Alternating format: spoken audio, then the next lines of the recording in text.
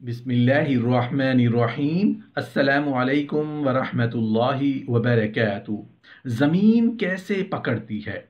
हज़रत सैयदना अब्दुल्ला बिन अम्र बिन अल-आस रज़ियल्लाहु अन्हु से रिवायत है कि एक दिन नबी करीम सल्लल्लाहु अलैहि वसल्लम ने नमाज का जिक्र करते हुए फरमाया कि जो शख्स उस नमाज की हिफाजत करेगा ये क़यामत के दिन उसके लिए नूर, दलील और निजात का बायस होगी, और जिसने उसकी हिफाजत ना की उसके लिए ये क़यामत के दिन ना नूर बनेगी, ना दलील और ना निजात का सबब होगी। एक शख्स क़यामत के दिन कारून, फ़िरऔन, हामान और अबी बिन खलफ के साथ होगा। एक मरतबा नबी करीम सल्लल्लाहु अलैहि वसल्लम ने फरमाया, सैयदना मूसा अलैहिस्सलाम बहुत ज़्यादा शर्म व हया वाले थे। वो अपने जिस्म के पोशीदा हिस्से पर किसी की नज़र नहीं पड़ने देते थे, जबकि बनी इसराइल सबके सामने नंगे होकर गुस्ल करते थे। वह मूसा अलैहिस्सलाम को भी इसी तरह गुस्ल करने के लिए कहते, लेकिन आप इस बात को नापसंद करते।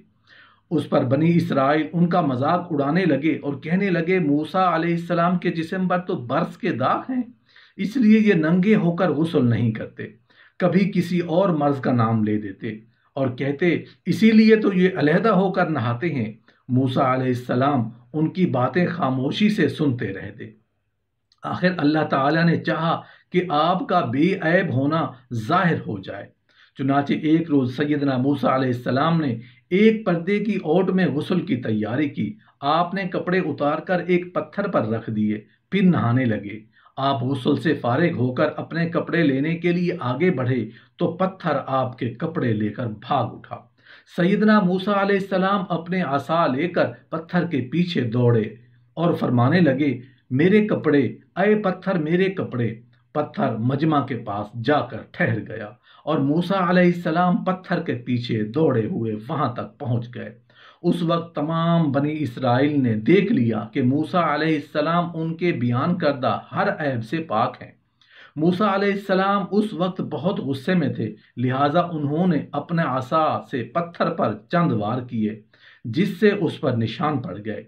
मोहतरम नाजरीन, कहा जाता है कि अगर कुव्वत और माल की फरावानी फजीलत का बायस होती तो साबका कौमें तबाह व बर्बाद न होती। एक दिन कारून सैयदना मूसा अलैहिस्सलाम के पास से गुजरा। आप उस वक्त लोगों को वाजो नसीहत कर रहे थे।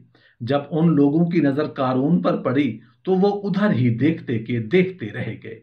ये देखकर सैयदना मूसा अलैहिस्सलाम ने कारून को नज़दीक बुलाया और फरमाया, तुमने ऐसा क्यों किया, इस कदर सज धज कर क्यों निकले। उस पर कारून ने कहा, मूसा अलैहिस्सलाम, अगर आपको मुझ पर नबूवत की वजह से फजीलत हासिल है तो मैं माल की वजह से अफजल हूँ। आप पसंद करें तो हम दोनों एक दूसरे के खिलाफ बद्दुआ करें। सैयदना मूसा अलैहिस्सलाम ने उनके खिलाफ मैदान में निकलने का फैसला किया। चुनाचे आप उसके सामने जा पहुंचे। वो भी अपने लोगों के साथ मैदान में आ गया। अब आपने फरमाया, पहले तुम दुआ करोगे या मैं करूं। जवाब में वो बोला, पहले मैं दुआ करूंगा। उसने आपके खिलाफ दुआ की, लेकिन उसकी दुआ कबूल ना हुई। तब सैयदना मूसा अलैहिस्सलाम ने फरमाया, अब मैं दुआ करूं। उसने फौरन कहा, जरूर करें। मूसा अलैहिस्सलाम ने इन अल्फाज में दुआ की, ऐ अल्लाह, ज़मीन को हुक्म दे कि ये आज मेरी इताअत करे। अल्लाह ताला ने आपकी तरफ वही की कि ज़मीन को ये हुक्म दे दिया है। अब आपने ज़मीन को हुक्म दिया, ऐ ज़मीन, उन्हें पकड़ ले। ज़मीन ने कारून और उसके सब साथियों को कदमों तक पकड़ लिया। आपने फिर फरमाया, ऐ ज़मीन, उन्हें पकड़ ले। ज़मीन ने उन्हें घुटनों तक पकड़ लिया। आपने फिर फरमाया, ऐ ज़मीन, उन्हें पकड़ ले। अब वो कंधों तक ज़मीन में धंस गए। अब आपने फरमाया, उनके खजानों और माल और दौलत को भी ले जा। देखते ही देखते सारा खजाना वहां हाजिर हो गया। सैयदना मूसा अलैहिस्सलाम ने उनकी तरफ इशारा करके फरमाया, जमीन के अंदर चले जाओ। चुनाचे वो सब के सब उस खजाने के साथ नजरों से ओझल हो गए और फिर जमीन हमवार हो गई। इस मौका पर अल्लाह ताला ने फरमाया, अल्लाह के मुकाबले में कोई जमात उसका मुकाबला ना कर सकी, ना वो खुद को बचा सका। जब वो ज़मीन में धंस गया, उसका सब माल और दौलत और मोहल्लात भी ज़मीन में चले गए। तो جب اس جیسی دولت کی تمنا کرنے والے شرمندہ ہو گئے، انہوں نے اللہ کا شکر ادا کیا اور جان لیا کہ وہ اپنے بندوں کے حق میں اچھے فیصلے کرتا ہے۔ اس لیے وہ بولے، اگر اللہ تعالی ہم پر فضل نہ کرتا تو ہمیں بھی زمین میں دھنسا دیتا۔ ہائے افسوس، کافر کبھی فلاح نہیں پائیں گے۔ اس کے بعد اللہ تعالیٰ نے فرمایا، آخرت کی زندگی ہمیشہ کی زندگی ہے۔ اس جہاں میں جسے خوش نصیب ہوئی وہی خوش رشک کے قابل ہے، اور جو آخرت میں محروم رہا وہ قابل افسوس ہے۔ لیکن یہ نعمتیں ان لوگوں کے لیے ہیں جو زمین میں برائی اور فخر نہیں کرتے، نہ فساد مچانا پسند کرتے ہیں۔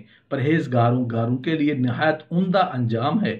سیدنا عبداللہ بن مسعود رضی اللہ عنہ سے روایت ہے کہ ایک مرتبہ نبی کریم صلی اللہ علیہ وآلہ وسلم نے کوئی چیز تقسیم فرمائی۔ ایک شخص نے کہا، اس تقسیم سے اللہ کی رضا مقصود نہیں تھی۔ مطلب یہ تھا کہ نعوذ باللہ آپ صلی اللہ علیہ وآلہ وسلم نے انصاف سے کام نہیں لیا۔ میں نے یہ بات جا کر آپ صلی اللہ علیہ وآلہ وسلم کو بتائی۔ آپ کو سن کر غصہ آ گیا، چہرہ مبارک پر ناراضگی کے اظہار ظاہر ہو گئے۔ پھر آپ نے غصے کو ضبط کرتے ہوئے فرمایا، اللہ تعالیٰ موسیٰ علیہ السلام پر رحم فرمائے، انہیں اس سے زیادہ اذیت دی گئی اور انہوں نے صبر کیا۔ معراج کی رات میں چھٹے آسمان پر آپ صلی اللہ علیہ وآلہ وسلم کی ملاقات سیدنا موسیٰ علیہ السلام سے ہوئی۔ جبرائیل علیہ السلام نے آپ سے فرمایا، یہ موسیٰ علیہ السلام ہیں، انہیں سلام کیجیے۔ آپ نے انہیں سلام کیا تو انہوں نے فرمایا، نیک نبی اور نیک بھائی کو خوش آمدید۔ حضرت موسیٰ کلیم اللہ علی نبینا علیہ الصلاۃ والسلام کتنا بڑا مرتبہ ہے، اور آپ نے ایک بار اللہ کریم کی بارگاہ میں عرض کیا، مولا مجھے جنت میں اپنا پڑوسی دیکھنا ہے۔ ارشاد ہوا کہ اے موسیٰ، جنت میں تیرا جو پڑوسی ہے وہ ایک فلاں علاقے کا کسائی ہے۔ آپ حیران ہو گئے۔ آپ نے کہا، مولا مجھے ملنا ہے۔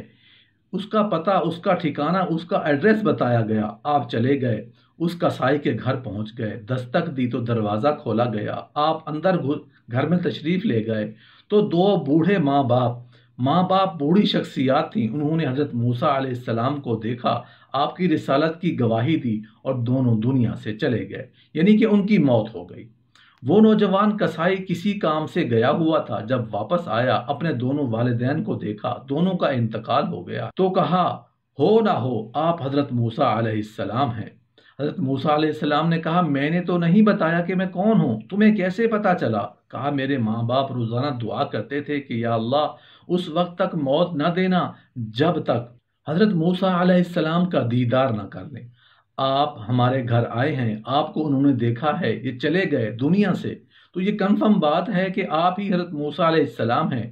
حضرت موسیٰ علیہ السلام نے فرمایا، بتاؤ تمہارے والدین کچھ اور بھی دعا کرتے تھے؟ کہا، ہاں، میرے ماں باپ چونکہ بوڑھے کھانا چبا نہیں سکتے تھے، میں روز ان کو نوالے چبا چبا کر کھلاتا تھا، اور جب بھی کھانا کھلاتا تھا تو میری ماں دعا کرتی تھی، یا اللہ میرے بیٹے کو جنت میں موسیٰ علیہ السلام کا پڑوسی بنانا۔